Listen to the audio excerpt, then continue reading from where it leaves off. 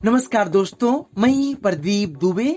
आज हम आपको इस वीडियो में बताने वाले हैं न्यू क्रेडिट कार्ड के लिए बैंक सैलरी स्लिप और बैंक स्टेटमेंट दोनों की डिमांड क्यों करता है। कुछ बैंक ऐसे होते हैं जो आपसे ओनली सैलरी स्लिप की डिमांड करते हैं और बैंक स्टेटमेंट नहीं मांगते हैं, बट कुछ बैंक आपसे दोनों मांगते हैं। तो चलिए आज हम आपको इस वीडियो में बताने वाले हैं कि अगर आपके पास ओनली सैलरी स्लिप है तो क्या आपको कार्ड मिल सकता है कि नहीं मिल सकता है। पूरी जानकारी आपको इस वीडियो में मिलने वाली है। मेरा आपसे रिक्वेस्ट है कि आप इस वीडियो को शुरू से लेकर अंत तक वॉच करना। चलिए शुरू करते हैं। दोस्तों, हम लोग अक्सर जो है HDFC bank, SBI, Kotak, RBL और इसके बाद एमेजोन का जो कार्ड है, एक्सिस बैंक, इंडस्ट्रियल बैंक, बहुत सारे ऐसे बैंक हैं, HDFC बैंक, सभी बैंकों हम लोग कार्ड अप्लाई करते हैं। बट यहाँ पे बैंक जो है, आपको पता है कि बिना इनकम बेस पे आप जॉब करते हो या बिजनेसमैन हो या आप ITR फाइल करते हो, बिना सारे रिकॉर्ड चेक किए आपको बैंक कार्ड नहीं देता। अगर प्री अप्रूव है तो कोई दिक्कत नहीं है। अगर आप अप्लाई खुद से कर रहे हो तो बैंक आपसे सैलरी स्लिप की डिमांड करता है।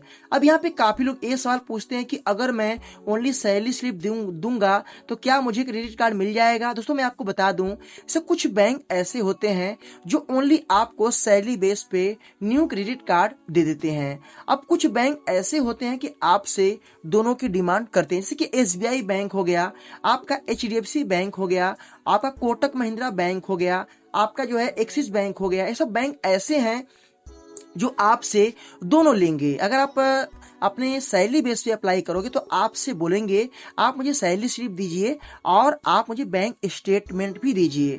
बट मैं आपको बता दूं, जैसे कि कुछ बैंक ऐसे भी हैं कि आपसे, जैसे इंडस्ट्रियल बैंक हो गया, तो ये सब बैंक क्या है कि अगर आप ओनली सैलरी स्लिप दे रहे हो, अगर आपका सैलरी स्लिप रियल है, कोई दिक्कत नहीं, आपको उसी बेस पे कार्ड आपको मिल जाएगा। बट यहीं पे बात खत्म नहीं होती है। कुछ बैंक ऐसे होते हैं कि आपसे ये डिमांड करते हैं कि आप मुझे कंपनी से लेटर पैड भी लाकर दीजिए। तो अब यहाँ पे सैलरी स्लिप के साथ साथ बैंक स्टेटमेंट और इसके बाद आपसे मांगते हैं लेटर पैड। अब किसी के पास लेटर पैड नहीं होता है तो इस बेस पे उन्हें कार्ड नहीं मिलता है। अब दोस्तों, यहाँ पे कुछ लोग ये पूछते हैं कि अगर मेरे पास दोनों चीजें हैं तो मैं क्या करूं। दोस्तों, अगर आप पास दोनों चीजें हैं, सैलरी स्लिप या बैंक स्टेटमेंट, तो आपको कार्ड मिलने से कोई नहीं रोक सकता। बट यहाँ पे आपके सैलरी स्लिप में कम से ना कम आप जो है 35,000 से कम आपका जो लिमिट जो है, आपका जो स्टेटमेंट है उसमें इतना शो करना चाहिए। और कुछ बैंक ऐसे हैं जो आपको 15 से 20,000 में आपको दे देते हैं, जैसे कि एक्सिस बैंक हो गया, ICICI बैंक हो गया, और ऐसे कुछ बैंक हैं जो आपसे SBI बैंक भी डिमांड करती है हाई जो है सैलरी की।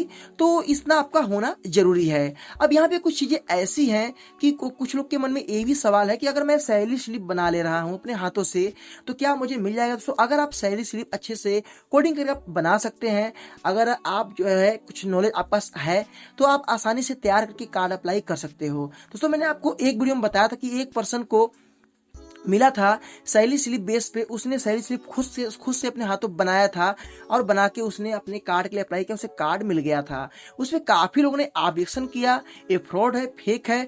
मैंने आपको अपने वीडियो में बताया था कि सैलरी स्लिप फेक कब होता है, जब आप किसी कंपनी के बारे में पूरा डिटेल्स जानते हैं और उस कंपनी के नाम पे आप सैलरी स्लिप अगर तैयार कर देते हो, उस कंपनी का कोई भी उसमें सिग्नेचर या स्टाम्प नहीं होता है, उस बेस पे अप्लाई करते हो तो वो फ्रॉड होता है।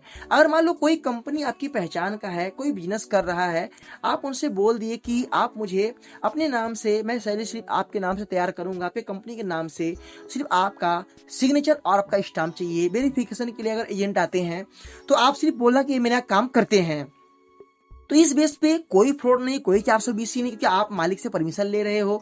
तो इसी तरीके से ओ पर्सन ने अप्लाई किया था एमेजोन का जो ICICI बैंक क्रेडिट कार्ड है। दोस्तों, ये तरीके से आप ले सकते हो। तो काफी लोग ये तरीका अपना रहे हैं, सैलरी स्लिप की कोडिंग कर रहे हैं, उसको तैयार करके अप्लाई कर रहे हैं, उन्हें कार्ड जरूर मिलेगा।